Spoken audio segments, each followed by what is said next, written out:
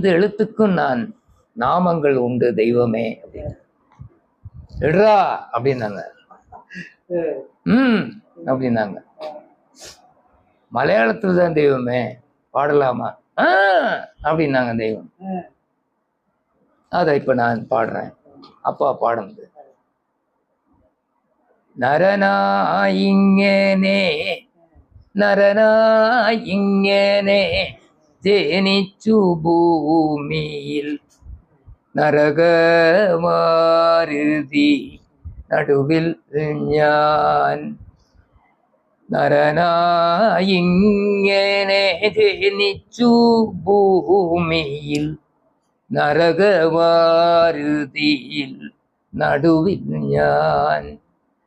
மரணகாலத்தின் பயத்தை சிந்திச்சால் மதிமய